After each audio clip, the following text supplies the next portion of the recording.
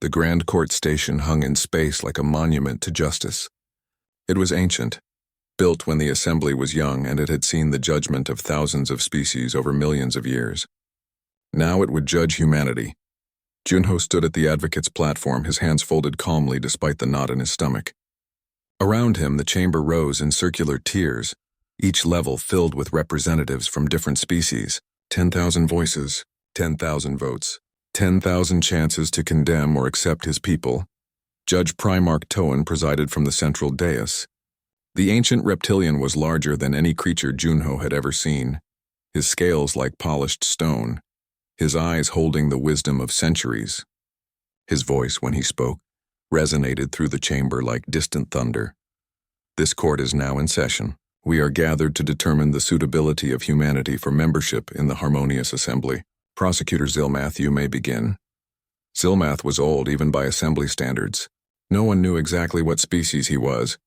Some said he was one of the first, the original founders of the assembly. He moved like smoke, his form shifting and uncertain, but his voice was clear and sharp. Thank you, Primarch. I shall be brief. Humanity is dangerous. This is not opinion. This is fact, proven by their own history and recent actions. Holographic displays activated around the chamber. Images from Earth's past appeared. Wars, weapons, cities burning. Millions dead, observe, Zilmath continued. In the last millennium alone, humans have waged over 500 major conflicts. They have created weapons capable of destroying their own planet. They have committed atrocities against their own kind. Violence is woven into the fabric of their civilization. Murmurs spread through the chamber. Junho saw representatives pulling back, their expressions troubled. More images appeared. Human extreme sports, people jumping from cliffs, diving with sharks, climbing impossible mountains. Assembly species gasped at the casual acceptance of danger. They seek out death for entertainment, Zilmath said. They risk their lives for pleasure. They have a cultural fascination with mortality that borders on obsession. Every human culture tells stories of heroes who died gloriously. They celebrate death. The images changed again. Medical procedures, surgery, the violent, invasive techniques humans used. Hana's operation on Minho shown in graphic detail. The alien doctors in the audience looked away. Their medicine is barbaric, Zilmath declared. They cut into living flesh. They break bones to save bones. They stop hearts and restart them. They treat their own bodies as machines to be torn apart and rebuilt. This is not healing as we know it. This is warfare against death itself. Junho remained still, letting the prosecutor speak. He had expected all of this. But most damning, Zilmath continued, his voice dropping to something almost sad, is their willingness to sacrifice themselves. 17 humans died during the plague research. They volunteered. Knowing they might die, they still volunteered. This is not bravery. This is a disturbing lack of self-preservation. A species that does not fear death cannot be trusted to make rational decisions. The final images appeared. The rot victims. Jisu's memorial. Human volunteers lying in isolation chambers, dying slowly for research. I do not argue that humans are evil, Zilmath concluded. I argue that they are incompatible with our peaceful civilization. They come from a death world and carry death in their hearts. They survive impossibilities and in doing so, make the impossible seem normal. They will corrupt our peace with their chaos.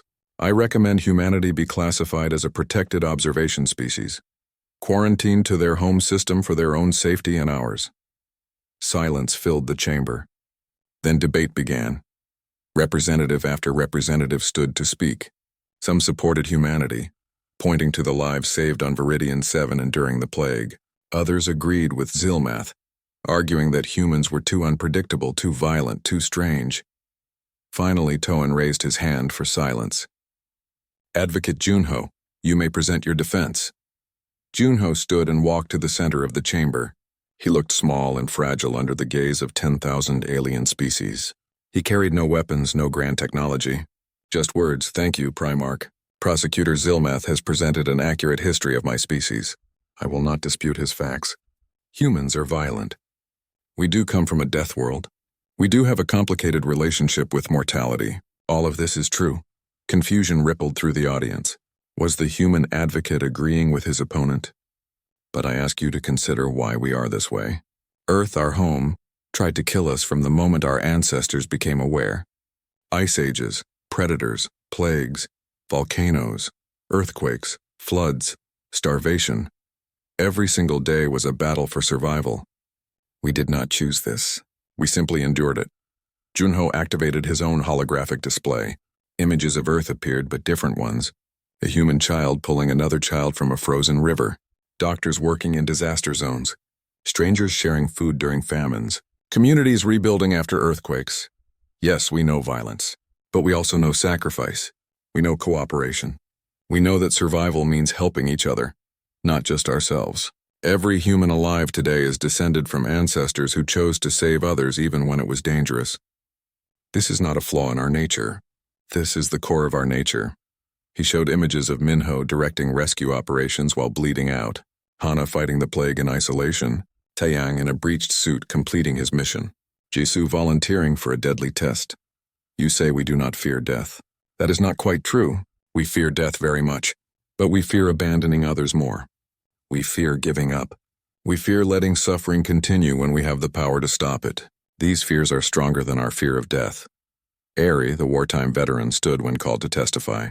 She was old now, with scars that told stories of long-ago battles. She spoke of human history with a voice that shook but did not break. We have fought wars, yes, terrible wars, but ask yourselves why. Most were not for conquest. They were for freedom, for protection, to stop greater evils. We learned slowly and painfully that violence is not an answer. But we also learned that sometimes you must fight to protect those who cannot fight for themselves. She gestured to the assembly representatives. You have lived in peace for 10,000 years. That is beautiful. But it is also a luxury. You forgot what it means to struggle. When the Kresh attacked your colony, who saved them? When the rot spread, who found the cure? When death came to your door, who stood between you and extinction? The chamber was silent. Humans, Aerie said simply, not because we are better than you, but because we remember how to survive, and we are willing to share that knowledge. When Minho was called to testify, he walked to the platform with his prosthetic leg, clicking softly on the floor. His body still bore scars from 2 near-death experiences. He looked at the thousands of alien faces watching him. I was asked how I survived injuries that should have killed me, Minho said. The answer is simple. I did not want to die, so I decided not to. Laughter rippled through some sections of the audience. It sounded absurd. I know that sounds stupid, Minho continued, but it is how humans think. We do not accept death as inevitable. We fight it. Every single time. Sometimes we lose, but we always fight. And that fighting, that refusal to give up is what saved your colonists. It is what cured your plague.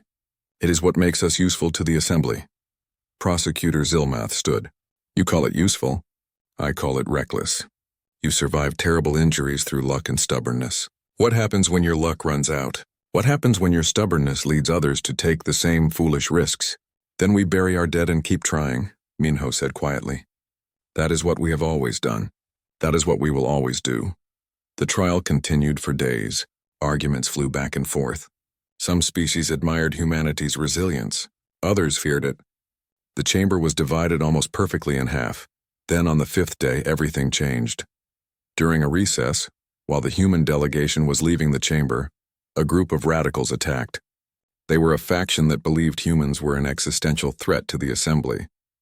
They released poison gas into the corridor, a compound that would kill most species in seconds.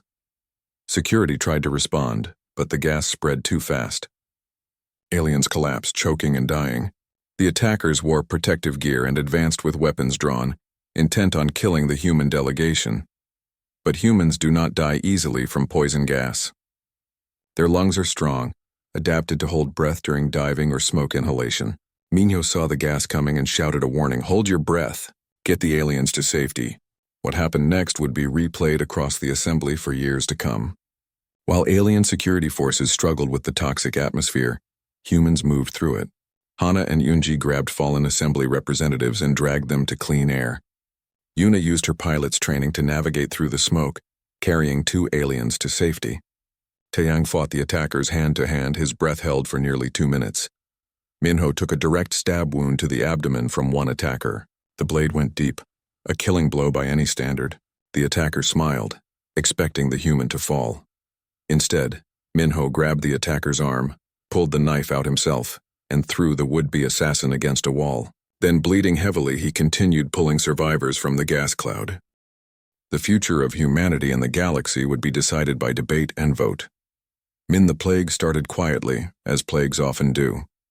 A merchant on Harmonis Prime, the Assembly's capital world, felt tired one morning. By evening, he was dead. Within 3 days, thousands were dying. Within a week, millions. They called it the rot because of what it did to the body. It attacked the immune system first, shutting down the body's defenses. Then it moved to the vital organs, breaking them down from the inside. Death was slow and agonizing. Worst of all, nothing the Assembly tried could stop it. Dr. Hyunwoo stood in the observation room of the capital's largest medical facility and watched patients die. He was a thin man with tired eyes, one of Earth's best epidemiologists. He had studied every major disease in human history. But this was something new. 95% fatality rate, Chief Medical Director Wex said beside him. Wex was a floating being of energy and matter, currently flickering with distress. We have lost 12 billion souls in 2 weeks. Our medicine is useless against this. Tell me about the origin, Hyunwoo said calmly. We do not know. It appeared simultaneously on 5 worlds, almost as if it was planted. Bioweapon, perhaps. But who would do such a thing? And why? Hyunwoo watched a Vrel patient in the final stages. The insectoid's body was literally dissolving, cells breaking apart. Your people have very efficient immune systems. Clean, specialized, engineered for thousands of years to fight specific threats. Yes, it is one of our greatest achievements. It's also your weakness. You've eliminated genetic diversity. Your immune systems are all very similar. So when something new comes along, something they haven't seen before, they don't know how to adapt. Wex pulsed with confusion, but that is impossible to change. Our genetics are stable, perfect. Perfect for a controlled environment, Hyunwoo corrected gently. But nature doesn't care about perfection. Nature cares about survival. And survival requires diversity, chaos, randomness. The human medical team arrived the next day. Dr. Nari led the immunology division. She was young but brilliant, with a reputation for unorthodox methods. Hana came as lead trauma surgeon. Yoonji coordinated the nursing staff. And Jizu handled field medicine for the growing crisis. Their first act shocked the Assembly medical staff. You want to do what? Trevok demanded, his mandibles clicking in agitation. Infect ourselves, Nari said calmly. We need to understand how the rot works. We need to see it attack a living immune system and observe the response. That is suicide. Maybe, but it's necessary. Hana prepared the isolation chamber. She drew samples from infected patients and created diluted doses of the rot. Then, while cameras recorded everything, she infected herself with the plague. The Assembly doctors watched in horror. For the first 12 hours, Hana seemed fine. She worked in the lab, analyzing her own blood samples, tracking the infection's progress through her body. She narrated everything for the cameras. The pathogen is entering my cells, she explained, looking at the microscope feed. It's trying to disable my white blood cells. Clever design. It targets the immune system's communication network first. At hour 15, she started showing symptoms: fever, fatigue, nausea. The battle has begun, she said, her voice slightly hoarse. My immune system has recognized the threat. It's mounting a response, temperature rising to 39 degrees Celsius. That's my body trying to cook the infection. By hour 24, Hana was very sick. She lay in the isolation bed, shaking with fever but still dictating notes. Interesting. The pathogen is adapting. It's changing its surface proteins to evade detection. But my B cells are changing too. They're learning, creating new antibodies. This is what assembly immune systems can't do. They're too specialized, too perfect. Trevok watched from the observation room, certain he was watching a human die. But Nari stood beside him, calmly taking notes. You are not concerned? Trevok asked. Oh, I'm terrified, Nari admitted. But panic doesn't help. Data helps. And Hana is giving us incredible data. At hour 40, Hana crashed. Her temperature spiked to 41 degrees. Her organs started to fail. The medical monitors screamed alarms. She is dying, Trevok said. We must help her. No, Nari said firmly. Her immune system is fighting. We have to let it work, but trust me. Trust her. This is what humans do. For 6 terrible hours, Hana hung between life and death. Her body fought a war against itself as much as against the plague. Her immune system attacked infected cells with extreme prejudice, causing massive inflammation. It was brutal, inefficient, and dangerous. It also worked. At hour 46, Hana's fever broke. Her vital signs stabilized. She opened her eyes and smiled weakly at the camera. "Got you," she whispered. The assembly medical staff could not believe it. Hana had survived. More than that, her blood now contained antibodies against the rot. Her messy, chaotic immune system had learned how to fight the plague. But the victory was bittersweet. Hana had survived but barely, and many assembly species could not endure such a violent immune response. Their bodies were too delicate. "We need a different approach," Hyunwoo said at the emergency meeting. "We can't just give them human antibodies. Their bodies will reject them. We need a vaccine, something that teaches their immune systems to fight without killing them in the process." "That will take years to develop," Weck said hopelessly. "We don't have years, so we'll do it in weeks." The human team worked around the clock. They used techniques the assembly considered primitive, growing viruses in eggs, weakening them with chemicals, testing on animals. It was messy and sometimes random, but it was also fast. Nari led the vaccine development. She created a weakened version of the rot that could trigger an immune response without causing full infection. It was risky. It might not work, but it was their best chance. "We need to test it," she announced after 3 weeks of non-stop work. "On who?" Trevok asked. "On humans first. If it fails, we can survive the full infection. If it works, we move to assembly species," Yoonji volunteered. She was injected with the experimental vaccine, and everyone waited. If she developed the rot, it would mean failure. If her immune system learned to fight the weakened version, it might provide protection. Days passed. Yoonji developed a mild fever, some aches, but nothing serious. Her blood tests showed antibody development. It was working. But then the rot appeared in her system anyway. A full infection despite the vaccine. The team's hearts sank. Yoonji got very sick. She spent a week in isolation, her body fighting the plague just as Hana's had. But this time was different. This time her immune system was prepared. The battle was shorter, less violent. She survived with less damage. The vaccine doesn't prevent infection, Nari realized, but it prepares the immune system.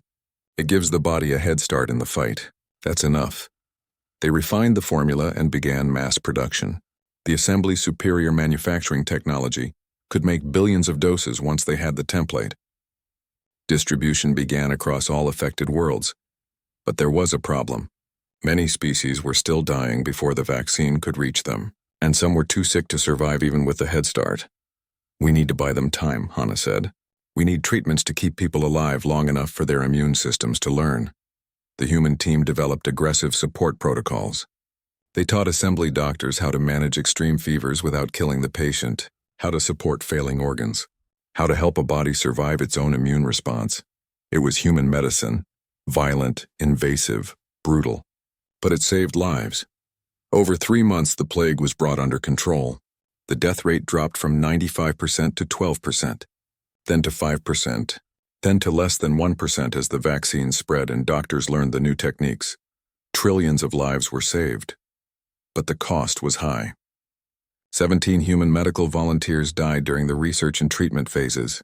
They had infected themselves to study the plague. They had tested experimental vaccines. They had pushed their bodies beyond safe limits to find answers faster. Among the dead was Jisoo, the young field medic who had been so nervous on Viridian 7. She had volunteered for a vaccine test that went wrong. Her immune system had overreacted, causing massive organ failure. She died knowing her sacrifice provided crucial data that saved countless others. At her memorial, Trevok spoke words he never thought he would say. "We of the Assembly have lived in comfort for so long that we forgot the price of survival." This young woman, knew that price. She paid it willingly so that strangers might live. "We called your species delicate. We were fools, but not everyone in the Assembly agreed." When the plague finally ended, a terrible truth came to light. Counselor Kix and his faction had released the rot intentionally. It was a test, they claimed. A way to prove that humans were either truly resilient or just lucky. If they could save us from a plague we created, then they were worth keeping, Kix said at his arrest. If not, then both species would perish and the problem would solve itself. The revelation caused outrage across the Assembly. Kix and his co-conspirators were arrested, but the damage was done.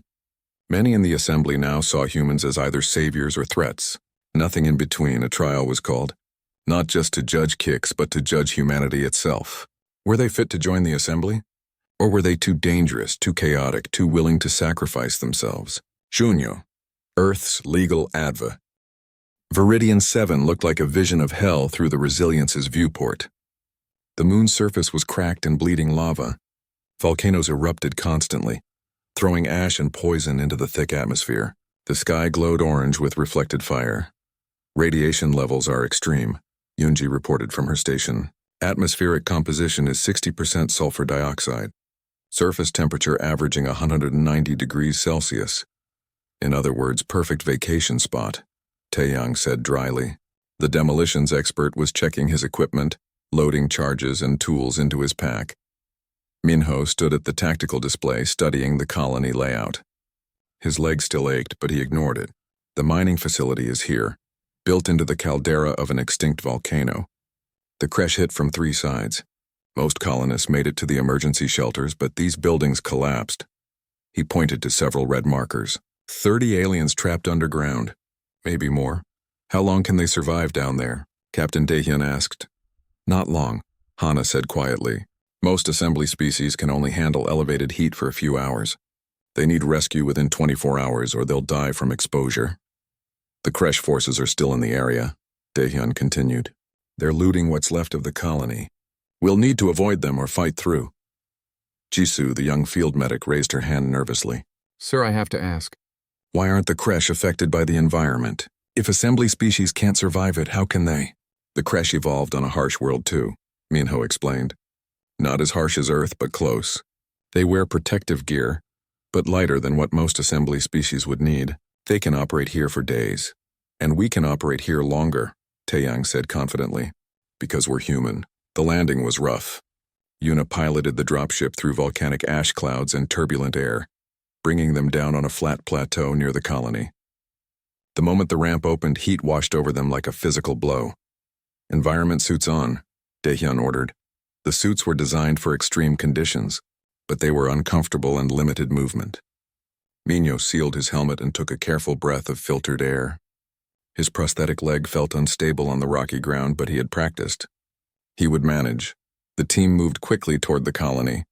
The ruins were still smoking from the Kresh attack. Bodies lay in the streets, colonists who had not made it to shelter. Hana stopped to check each one, hoping to find survivors. There were none. Movement ahead, Taeyang warned. He had taken point, his rifle ready. 3 Kresh warriors appeared from behind a collapsed building. They were massive creatures built like armored bears with thick hides and powerful limbs. They carried energy weapons and wore minimal environmental protection. Contact, Taeyang shouted. The firefight was brief and brutal. The Kresh were strong and well-armed, but the humans were faster. Taeyang's shots were precise. Minho, despite his injury, moved with trained efficiency. Within minutes, the Kresh were down. First blood to us, Taeyang said, checking the bodies. But they'll have heard that. We need to move fast. They reached the collapsed shelter within an hour. The entrance was completely buried under rubble and cooling lava rock. Scanning equipment showed life signs deep underground, but the readings were weak. 32 survivors, Hana reported, but their vitals are dropping fast. The heat is killing them. Can we dig them out? Jisoo asked. Taeyang studied the collapse. Not fast enough. The whole structure is unstable. If we excavate the wrong way, it'll crush them. He looked around, thinking. But if we go through the ventilation system here, we can place charges to create a new exit tunnel. Controlled collapse instead of random digging. That's incredibly dangerous, Daehyun said. Yes, sir, it is. Do it. Taeyang crawled into the narrow ventilation shaft with his demolition kit. The space was barely wide enough for a human, far too small for most alien species. He placed charges with expert precision, calculating angles and blast radius in his head. Halfway through, his suit alarm went off. Breach detected, the computer voice announced. A sharp piece of metal had torn through the suit's leg. Toxic atmosphere was leaking in. Taeyang, get out of there, Hana ordered through the comm. Almost done, he grunted. His eyes were starting to water from the sulfur. His throat burned. But he had 2 more charges to place. Your suit is failing. I know. He placed the fourth charge. His lungs felt like they were on fire. The toxic air was caustic, burning exposed tissue. He could barely see through the tears streaming from his eyes. Fifth charge. Done. He crawled back through the shaft as fast as he could. By the time he emerged, he was gasping, his face red and blistered. Hana immediately gave him oxygen and started treating the chemical burns. "You stayed in there for 40 minutes with a breech suit," she said, her voice shaking with anger and fear. "You should be dead." "Yeah, well," Taeyang coughed. "I held my breath a lot." "That's not funny." "Wasn't meant to be." The charges detonated perfectly, creating a tunnel through the collapsed sections. The team rushed in with Minho and Jisoo leading the medical response. What they found was heartbreaking. 32 aliens huddled in a chamber that had become an oven. They were suffering from heat exhaustion, dehydration, and crush injuries. Most were unconscious. All were dying. "The assembly doctor said these patients were unsavable," Jisoo whispered, looking at the critical readings. "The assembly doctors aren't here," Minho said firmly. "We are. Start triage." For the next 3 hours, the humans worked miracles. Hana and Jisoo stabilized patients that should have been dead. They used improvised cooling systems made from suit components. They administered fluids through jury-rigged IV lines. They splinted broken bones with pieces of debris and tape. Minho moved from patient to patient despite his legs screaming in pain. He held the hand of a dying colonist, speaking softly, even though they could not understand his words. The colonist's eyes focused on him, finding comfort in the presence of someone who cared. "We need to evacuate," Daehyun said. "Creche reinforcements are coming." "Not everyone can be moved," Hana said. "Some are too unstable." "Then we stay until they can be moved," Minho said simply. A creche patrol found them an hour later. The battle was fierce. The humans fought from behind barricades, protecting their patients. Taeyang, still suffering from his chemical burns, held the eastern approach alone. Yuna brought the dropship in low, using its weapons to drive back the attackers. In the chaos, Minho was separated from the group. 3 creche warriors cornered him in a narrow corridor. He fought hard, but he was still weak from his injuries. They overwhelmed him, striking him down. When he woke, he was in a creche holding cell. The warriors wanted information about human capabilities, about their technology, about their weaknesses. They had studied the broadcasts of the first contact. They knew humans were supposed to be delicate. The interrogation was brutal. They broke his fingers, cracked his ribs again, undoing Hana's careful surgery, burned him with hot metal. They expected him to break quickly, to beg, to tell them everything. But Minho had been trained to resist. More than that, he was human. Pain was something he understood, something he could endure. "How are you still alive?" the creche interrogator finally asked, frustrated. "You should be in shock. You should be dead from these injuries." Minho spat blood and smiled through broken teeth. "I've had worse." "Impossible. You don't know humans very well, do you?" The interrogator's notes, later recovered, would include a single disturbing line. "This species feels pain but does not fear it. They accept damage as temporary, possible insanity or extreme bravery. Cannot determine which." Yuna found him 6 hours later. She had tracked the creche back to their camp and attacked alone, her small fighter ship dancing through enemy fire with impossible skill. She crashed through the wall of his cell and pulled him onto her ship. "Took you long enough," Minho mumbled. "Shut up and don't bleed on my seats," she replied, but her voice was thick with emotion. The rescue mission was a success. All 32 colonists survived. The creche withdrew, unwilling to face the humans who seemed impossible to kill. The team returned to the assembly station as heroes. But Minho spent another week in medical care, his body once again torn and broken. Once again, Hana pieced him back together. Once again, he healed faster than any alien thought possible. Trevik came to visit him on the 3rd day. The insectoid doctor stood by Minho's bed for a long time, just watching the monitors. "You were tortured," Trevik said finally. "Broken, yet you are healing again." "That's what we do," Minho said tiredly. "The assembly has been peaceful for 10,000 years," Trevik continued. "We have forgotten what survival truly means. We have engineered away struggle. But your species remembers. Every cell in your body remembers how to survive. Is that a good thing or a bad thing? I do not know yet. But I am beginning to understand that we were wrong about humans. You are not delicate. You are something else. News of the rescue spread through the assembly. Humans had gone into an environment that would kill most species. They had survived injuries that should have been fatal. They had saved lives that had been written off as lost, but not everyone was impressed. Counselor Kix gathered his supporters and made a formal complaint. Humans were reckless, he argued, dangerous. They did not value their own lives properly. Such a species could not be trusted in the peaceful assembly. A trial was called. The operating room was silent except for the steady beep of machines and Hana's calm voice giving orders.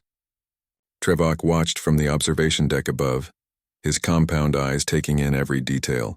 Human surgery was violent. Hana cut into Minho's chest with a laser scalpel. Blood welled up and she suctioned it away without hesitation. She reached inside her friend's body with her hands and touched his organs. Trevok had to look away. In assembly medicine, such invasive procedures were considered barbaric. Their healing used nanobots and energy fields. They barely touched their patients. His heart is failing, Nurse Yunji said. She was the other human medical officer, her hands steady as she monitored the vital signs. Start compressions, Hana ordered. Yunji placed her hands on Minho's chest and pushed down hard. Trevok flinched. She was breaking his ribs to pump his heart manually. The violence of it was shocking. He's coding, Yunji said. No heartbeat. Hana grabbed 2 paddles. Clear. Electricity shot through Minho's body. His back arched off the table. The heart monitor showed a flat line. Again, Hana said. Clear. Another shock. Still nothing. Come on, Minho, Hana whispered. Don't you dare die on me. Third shock. The monitor beeped. A heartbeat. Weak, but there. Got him, Yunji said. Trevok realized he had been holding his breath. In all his centuries of medicine, he had never seen anyone revived after cardiac arrest. When an assembly heart stopped, it stopped forever. The cells died too quickly. But somehow this human heart had started beating again. The surgery continued for 14 hours.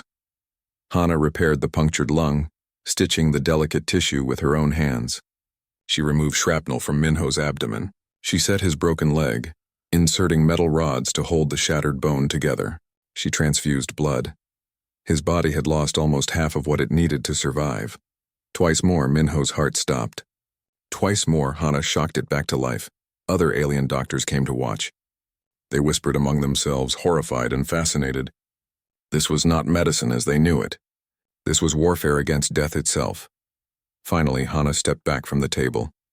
Her surgical gown was covered in blood. Her hands were shaking from exhaustion. He's stable, she said. For how long? Trevok asked, descending from the observation deck. He'll need weeks of recovery, maybe months. No, Trevok said gently. I mean, how long until he dies? These injuries are too severe. His body will not survive the trauma. Hana looked at him with tired eyes. You still don't understand, do you? Humans don't give up easily. Minho was placed in a medical pod, kept in a deep sleep while his body tried to heal. The aliens expected him to die within days. They had seen the scans. The damage was too extensive. But Minho's sister Yuna arrived on the 2nd day, her pilot ship making the journey in record time. She sat by his pod talking to him even though he could not hear. She told him about home, about their family, about the sky over Seoul. She refused to believe he would die. On the 3rd day, something impossible happened. Minho woke up. The medical staff rushed to his pod when the alarms went off. They expected to find him having a final crisis. Instead, they found him awake, his eyes open, trying to speak through the breathing tube. Impossible, Trevok breathed. Hana removed the tube carefully. Hey, she said softly. Welcome back. Minho's voice was barely a whisper. Water. They gave him water. Then he asked for food. The alien stared in disbelief. A being with these injuries should not be hungry, should not be thirsty, should not be alive. Over the next week, Minho healed faster than any alien had seen. His broken bones began to fuse. His burns scabbed over and started to scar. His lung reinflated fully. The internal bleeding stopped on its own as his body formed clots and repaired the damage. How is this possible? Trevok asked Hana one evening. They stood in the observation room watching as Yunji helped Minho sit up for the first time. We evolved on Earth, Hana explained. Our planet tried to kill us every single day. Predators, diseases, injuries. The humans who survived were the ones who could take damage and keep going. Our bodies are built to be broken and rebuilt, over and over again. But the pain, Trevik said. He must be in agony. He is. But humans are good at dealing with pain. We have to be. Trevik looked at his hands, his 4 delicate, precise hands that had performed thousands of surgeries. My species eliminated physical pain through genetic engineering 2,000 years ago. We cannot imagine living with such suffering. That's the difference between us, Hana said. You engineered away your problems. We learned to survive them. By the 10th day, Minho was walking. They had fitted him with a prosthetic leg, and Yunji taught him how to use it. He fell many times. Each fall reopened wounds and caused new pain. But each time he got back up. The aliens who saw this were amazed. Their delicate species would need months of careful rehabilitation for far smaller injuries. This human was walking 10 days after nearly dying.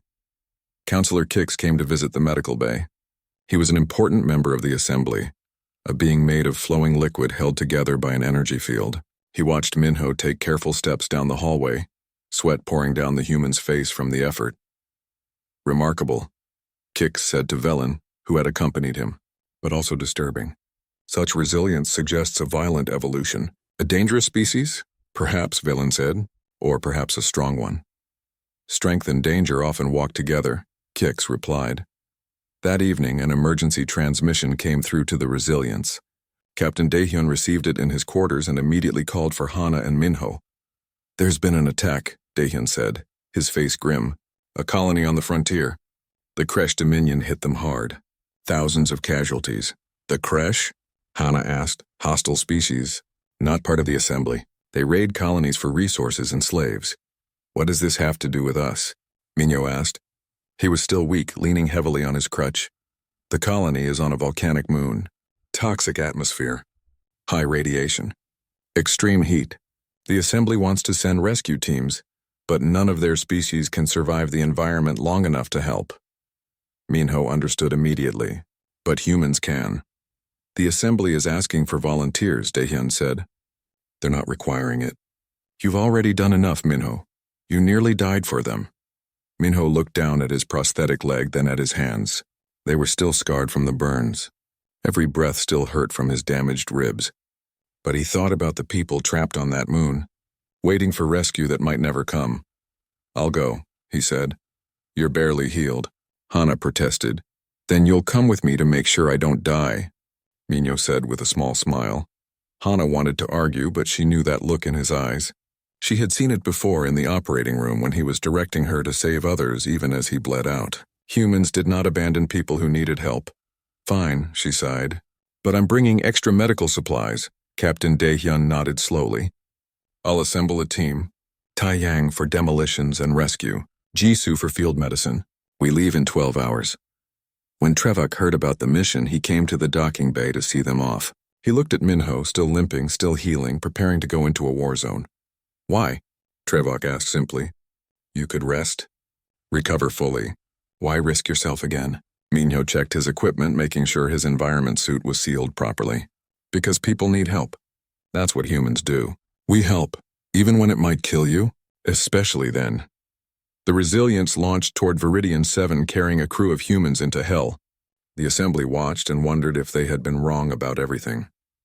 These were not delicate creatures. These were survivors. And survivors were something the galaxy had not seen in a very long time. In his medical office, Trevik began writing a report. He deleted the classification delicate species and wrote instead, further investigation required. Humans demonstrate unprecedented resilience. Biology does not match behavior. Recommend reassessment of initial conclusions. The galaxy was about to learn what humans were truly capable of, and it would change everything. Minho stood at the window of the Resilience and watched the alien station grow larger. His hands were steady, but his heart was not. This was it. First contact. The moment humanity had dreamed about for centuries. Beautiful, isn't it? Captain Daehyun said from behind him. The older man placed a hand on Minho's shoulder. Nervous? A little, Minho admitted. He had been a soldier before becoming a diplomat. He had seen combat, saved lives under fire, watched friends die. But this was different. This was the whole human race depending on him to make a good impression. The station was massive. It looked like a crystal flower blooming in space with dozens of petals made of light and metal. Ships from 100 different worlds docked at its arms. Minho had studied the files. The harmonious assembly was old, powerful, and peaceful. They had been exploring the galaxy for thousands of years, and now they wanted to meet the humans. Dr. Hana joined them at the window. She was younger than Minho, brilliant and always curious. "I can't wait to see their medical facilities," she said, her eyes bright. "Imagine what we could learn from them." "Let's hope they want to teach us," Daehyun said quietly. The docking took an hour. When the airlock finally opened, Minho took a deep breath and stepped through. The aliens were waiting. Ambassador Velen was tall and made of something that looked like living crystal. Light moved through her body in rainbow patterns. She spoke through a translation device that made her voice sound like wind chimes. "Welcome, humans. We have waited long to meet you," Minho bowed. "The honor is ours, Ambassador." Behind Velen stood High Physician Trevok. He looked like a giant insect with 4 arms and compound eyes that seemed to see everything. His kind, the Vrel, were the assembly's best doctors. The tour of the station took hours. Minho saw wonders he could barely understand. Gardens that grew in zero gravity. Markets where beings bought and sold things with their minds. Medical bays that could heal almost any injury. But something was wrong. Minho noticed it in the way the aliens looked at them. There was pity in their eyes. Sometimes fear. That evening they gathered for a formal dinner. Minho sat between Hana and Daehyun at a table made of floating light. The food was strange but edible. The conversation was polite but careful. "Your species is remarkable," Velen said, "to achieve faster than light travel with such limited lifespans." "Truly impressive." "Limited?" Hana asked. Trevok clicked his mandibles together. "Forgive us. We have studied your biology extensively. Your people live only 80 to 100 of your years.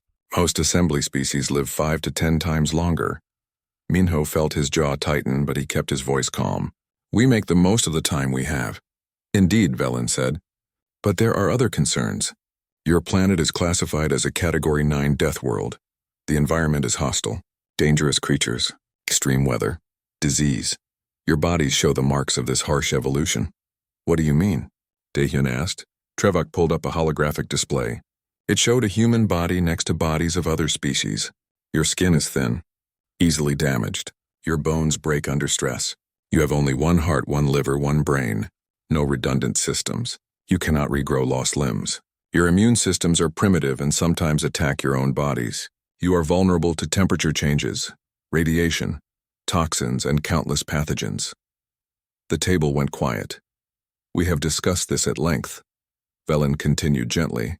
"The Assembly cares for all species, especially those who need protection. We are classifying humanity as a Category 7 delicate species." "Delicate?" Minho repeated. "It is not an insult," Velen assured them. "There are many delicate species in the Assembly. They live in protected environments, receive special care, and contribute to our civilization in meaningful ways. You will be safe with us." Hana's hands curled into fists under the table. Daehyun's face was stone. Minho felt anger rising in his chest, but he pushed it down. This was diplomacy. They needed the Assembly. "We appreciate your concern," Minho said carefully. "But humans are tougher than we look." Trevok's laugh sounded like rattling chitin. "Of course. Every species has pride, but the biology does not lie. You are fragile, short-lived, and vulnerable. This is simply fact." The dinner ended soon after. Minho lay in his quarters that night, staring at the ceiling. Delicate. The word burned in his mind. His people had survived ice ages, plagues, wars, and disasters. They had clawed their way up from caves to stars. And these aliens thought they were delicate. The next day was supposed to be a celebration, a ceremony to welcome humanity into the Assembly. Minho wore his best uniform and tried to smile. The ceremony was held in a massive docking bay. Thousands of aliens had gathered to see the new species. Minho stood with Hana and Daehyun on a platform while Velen gave a speech about unity and cooperation. Then the explosion happened. Later, Minho would learn it was an accident. A fuel line rupture in one of the docked ships. But in the moment, there was only fire and chaos. The blast wave threw Minho 30 feet through the air. He hit a metal wall and felt something in his chest crack. Pain exploded through his body. He tried to stand and looked down. His left leg was wrong, bent at an angle that legs should not bend. Blood was everywhere. Around him, aliens were screaming. Some were dead, their bodies torn apart by the explosion. Others were dying, their delicate forms unable to survive the trauma. Minho's training kicked in. He dragged himself across the floor, leaving a trail of blood. His vision was blurring, but he could see Hana. She was hurt too, but moving. "Hana," he called out. His voice sounded weak. "Survivors. We need to help them." She crawled to him. Her face was pale with shock. "Minho, your leg? I know. Help the others first." For the next 10 minutes, Minho directed Hana through emergency triage. He told her which aliens could be saved, which needed immediate care, which were beyond help. Every word was agony. His body was screaming at him to stop, to sleep, to give in, but he did not stop. When the alien medical teams finally arrived, they stared in disbelief at the human covered in blood, still giving orders, still fighting to save lives. Trevok pushed through the crowd and looked down at Minho. "Impossible," he whispered. "You should be dead." Minho tried to smile. "Humans are tougher than we look." Then the world went black. In the medical bay, Trevok examined Minho's broken body. The injuries were catastrophic. Severe burns, internal bleeding, crushed bones, a punctured lung. The human should have died minutes after the blast. "We must prepare the death rites," one of the nurses said quietly. But Hana pushed past them all. "No, get out of my way. I'm operating now." "He cannot survive this," Trevok said. "It would be kinder to let him go peacefully." Hana's eyes were hard as steel. "You don't know humans. We don't go peacefully, we fight. Now either help me or get out." Trevok had seen thousands of species in his long life, but he had never seen determination like this. Against his better judgment, he stayed. And so began the surgery that would change everything the galaxy thought it knew about the delicate species from Earth.